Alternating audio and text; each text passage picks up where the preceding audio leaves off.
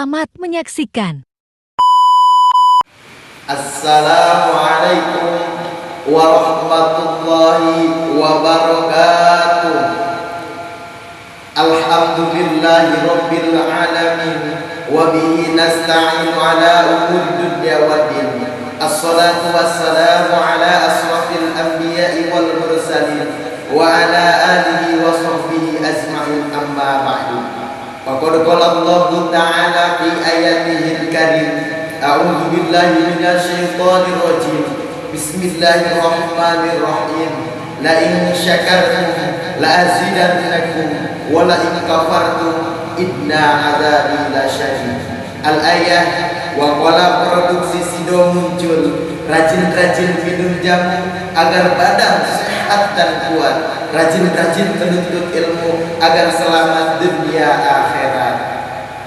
Yang saya hormati kepada kakak-kakak panitia sayembara dakwah digital, yang mohon maaf pada kesempatan kali ini saya tidak bisa menyebutkan namanya satu persatu. Alladzi lam yuzkar ismuhum ta'ziman wa takriman aw ilma, tapi tidak mengurangi rasa hormat dan takdim saya pribadi. Baiklah, sebelum saya memulai apa yang akan saya bicarakan, alangkah baiknya marilah kita panjatkan puja kepada Allah yang Maha Kuasa, panjatkan puji kepada Allah yang Maha Suci, panjatkan rasa tasyukur kepada Allah yang Maha Ghafur, yang mana Allah yang selalu memberikan kenikmatan-kenikmatan kepada kita semua. Di antara nikmat yang paling agung sampai saat ini, nikmat iman dan Islam. Salawat dan salam semoga selalu tercurah limpahkan kepada junjungan alam, panglima perang, pendobrak kebiadaban, pendobrak kebatilan, yang telah berhasil, yang telah sukses memerdekakan seluruh aspek-aspek kehidupan, yang telah sukses menjadi seorang pemimpin. Bukan hanya memimpin kita, tapi memimpin para nabi dan rasul, bahkan dijuluki Sayyidul Mursalin, mustinya para nabi dan rasul. Beliaulah profesi tertinggi anti korupsi, presiden anti persen, profesor anti sensor. Siapa lagi kalau bukan Nabi besar Nabi Muhammad sallallahu alaihi wasallam, yang telah membawa umatnya dari zamannya jahiliyah hingga zamannya asliyah, dari zamannya kebodohan hingga zamannya kepintaran, dari zamannya kegelapan hingga zamannya terang benderang, sehingga kita bisa membedakan mana hak, mana bukan hak, mana arah, mana teh kotak. Itu semua atas dasar perjuangan Nabi Muhammad sallallahu alaihi wasallam. Muhammadun sayyidun wa laysa kal bashar bal huwa yaqutatun wan nafsu kal hajar. Baiklah, izinkan saya membicarakan tentang dua poin. Poin yang pertama tentang bersyukur. Hadirin wal hadirat rahimakumullah. Seringkali kita pandang kebaikan-kebaikan Allah, kenikmatan-kenikmatan Allah, kita pandang dari sisi ekonomi, kita pandang dari sisi materi. Allah baik apabila kita punya harta yang luas. Allah baik apabila kita punya tanah yang luas, harta yang, rumah yang megah. Sedangkan kalau hanya itu kebaikan-kebaikan Allah kepada kita, maka saya katakan terlalu sedikit orang yang mendapatkan kebaikan dari Allah Subhanahu wa taala. Sedangkan kebaikan-kebaikan Allah meliputi seluruh makhluk hidupnya. Allah berikan semua apa yang kita butuhkan. Bahkan agama yang menduakan Allah saja Allah berikan. Tidak pernah Allah mengatakan dalam Al-Quran Allah hanya memberi kepada umat Islam. Tidak, semua Allah berikan. Umat Nasrani, Majusi, Buddha, Hindu, Katolik, Allah berikan apa yang mereka butuhkan. Tetapi itu bisa terjadi hanya di dunia. Beda halnya dengan umat Islam. Maka beruntunglah kita, maka patutlah kita bersyukur karena Allah telah memberikan, karena kita lahir dalam keadaan iman dan Islam. Lalu bagaimana umat Islam? Sholat tidak pernah, zakat tidak pernah, bersedekah tidak pernah, puasa pun tidak mau, tapi hidupnya enak-enak saja, hidupnya tenang-tenang saja, harta berlimpah, tanah, ladang, sawah, semua punya, perusahaan-perusahaan punya, tapi tidak pernah beribadah kepada Allah. Awas, itu yang ditakutkan istidraj. Apa itu istidraj? Istidraj adalah di mana Allah sedang mengajar hambanya dengan kesenangan-kesenangan. Istidraj adalah di mana Allah sedang menguji hambanya dengan kesenangan-kesenangan. Ketika seorang hamba menyadari bahwa itu istidraj, maka insya Allah akan selamat. Tetapi ketika seorang hamba tidak menyadari bahwa itu istidraj, na'udzubillah, yang ditakutkan celaka. Makanya pesan Ustaz Abdul Somad, hidup ini singkat, tapi resiko yang diterima khalidina fiha abada. Hiduplah sesukamu. Hidupmu menjadi Fir'aun yang sombong, silahkan. Hidupmu menjadi Qarun yang batil ditelan bumi, silahkan. Hidupmu menjadi orang kaya yang sombong, yang tidak mau bersedekah, silahkan. Tapi ingat, fa innaka mayyit, kau akan mati, kau akan menghadap Allah Subhanahu wa taala. Dunia bagian mana yang akan ikut bersama kita ketika kita meninggal dunia? Tidak akan ada yang kita bawa. Baju yang kita banggakan tidak akan ikut bersama kita. Ketika kita meninggal dunia, kita hanya akan diliputi oleh kain kafan, kain putih yang menyeramkan. Kendaraan mana yang akan ikut bersama kita ketika kita meninggal dunia? Tidak ada. Kita hanya akan dimasukkan ke dalam keranda orang-orang yang akan menggotong kita, yang dulu kita remehkan. Hidup ditolong orang, mati digotong orang. Lantas apa yang kau sombongkan? Rumah mana? Rumah mewah, rumah yang begitu luas yang akan ikut bersama kita? Tidak. Kita hanya akan dimasukkan ke dalam tanah yang sempit, yang gelap gulita.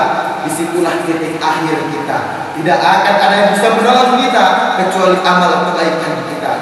Maka selagi kita merasakan kenikmatan-kenikmatan dari Allah, selagi kita merasakan udara segar dari Allah, masih menghirup udara yang begitu nikmat dari Allah Subhanahu wa taala, marilah berbanyak-banyak amal soleh, berbanyak-banyak bersedekah, jangan pernah tinggalkan sholat, berpandai-pandailah bersyukur, fastabiqul khairat, berlomba-lomba dalam kebaikan.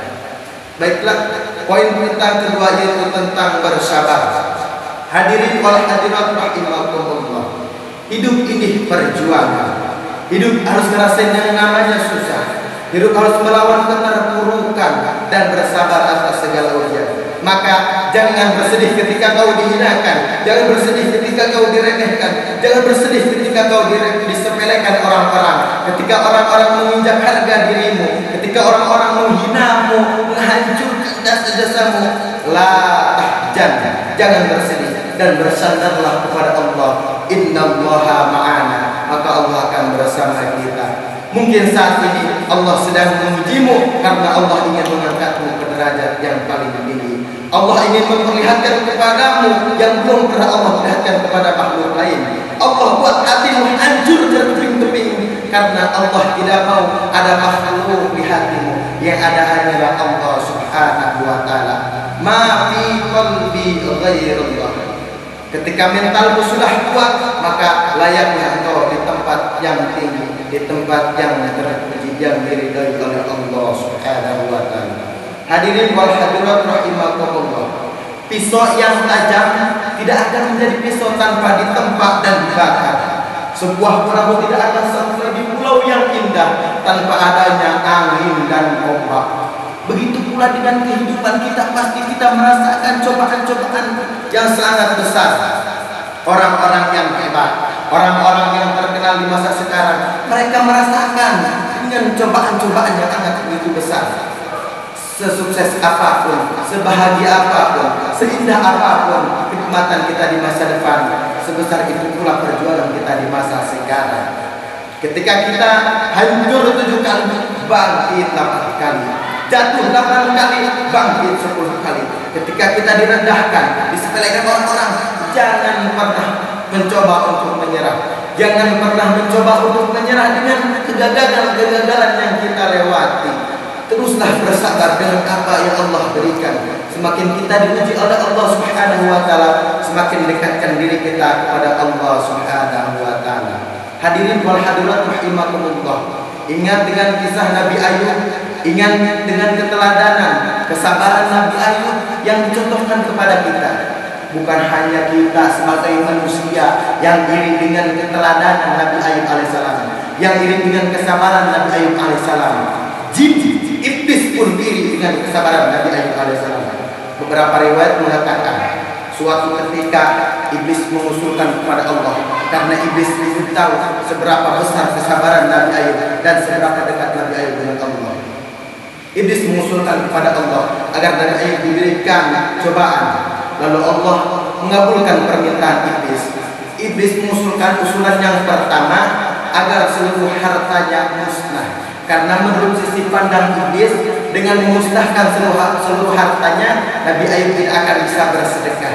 Dengan tidak bisa bersedekah, Nabi Ayub tidak akan bisa mendekatkan diri kepada Allah. Allah mengabulkan permintaan iblis, seluruh harta Nabi Ayub alaihissalam musnah. Tapi apa tingkah Nabi Ayub? Nabi Ayub bersabar apa yang telah Allah berikan kepadanya. Iblis heran. Dengan harta, iblis tidak mampu merobohkan keimanan Nabi Ayub. Iblis mengusulkan kembali kepada Allah agar Nabi Ayub diberikan cobaan setelahnya. Usulan yang kedua, iblis kepada Allah.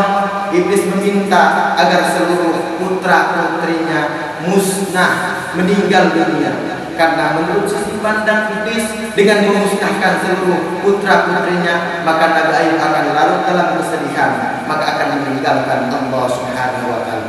Allah mengabulkan permintaan iblis. Allah memusnahkan, Allah membuat seluruh putra-putrinya meninggal. Tapi apa tingkah Nabi Ayub terhadap Allah?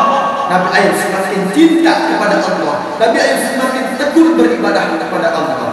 Iblis heran, kenapa Nabi Ayub semakin begitu bersabar dengan harta. Iblis tidak mampu merobohkan keimanan Nabi Ayub dengan memusnahkan seluruh anaknya. Iblis tidak mampu merobohkan keimanan Nabi Ayub. Iblis mengusulkan kembali kepada Allah agar Nabi Ayub diberikan penyakit. Ini usulan yang terakhir, yaitu permintaan iblis kepada Allah agar Nabi Ayub diberikan penyakit yang begitu besar. Karena menurut sisi pandang iblis, dengan diberikan penyakit Nabi Ayub tidak akan bisa beribadah kepada Allah. Allah mengabulkan permintaan iblis. Allah berikan penyakit yang begitu besar kepada Nabi Ayub. Bahkan penyakit tersebut divonis tidak pernah ada sebelumnya dan tidak akan pernah ada sesudahnya. Tapi apa tingkah Nabi Ayub terhadap Allah? Nabi Ayub semakin beribadah kepada Allah. Nabi Ayub semakin tekun, semakin cinta, semakin rindu dengan Allah Subhanahu wa Ta'ala. Sehingga 8 tahun lamanya Nabi Ayub mengalami penyakit, lalu Allah menyembuhkan kembali penyakit Nabi Ayub alaihissalam. Subhanallah, inilah akhlak yang patut kita contoh. Inilah akhlak keteladanan, kesabaran yang Nabi Ayub contohkan kepada kita. Karena Allah tidak akan menguji hambanya di luar batas kemampuannya. La yukallifullahu nafsan illa wus'aha. Hadirin wal hadirat rahimakumullah. Sebesar apapun cobaan yang Allah berikan kepada kita, kenapa Allah berikan cobaan kepada kita? Karena kita yang mampu dengan cobaan tersebut. Andai kata Allah perlihatkan pahala dari kesabaran, pasti berbondong-bondong manusia ingin diuji dengan kesabaran. Hadirin wal hadirat rahimakumullah. Teruslah bersabar dengan atas segala ujian dari Allah Subhanahu wa Ta'ala. Teruslah berusaha dan iringilah dengan berdoa. Karena dengan berdoa kita tidak akan menjadi orang yang sombong. Kalau berhasil kita tidak akan bangga karena ada campuran, ada bantuan Allah di dalamnya. Kalau kita gagal, kita tidak akan stres, depresi. Karena kenapa? Karena kita berkata skenario rencana Allah lebih indah dari apa yang kita bayangkan. Hadirin wal hadirat rahimakumullah. Mungkin hanya ini yang bisa saya sampaikan. Saya nitip, di dunia ini tidak akan ada yang kekal selama-lamanya. Di dunia ini tidak akan ada yang abadi. Bahkan nafas yang kita hirup kita hembuskan kembali. Semua yang berada di langit dan di bumi hanyalah milik Allah Subhanahu wa Ta'ala. La ilaha illallah Muhammadur Rasulullah. Apabila ada perkataan yang memotivasi agar diri kita lebih bersyukur dan bersabar, mungkin itu hidayah dari Allah Subhanahu wa Ta'ala.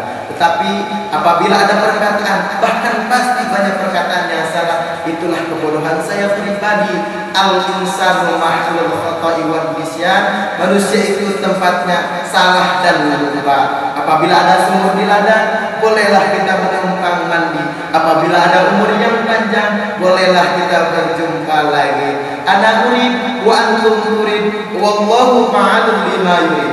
Usikum wa nafsi wa afqa minkum. Summa assalamu alaikum warahmatullahi wabarakatuh.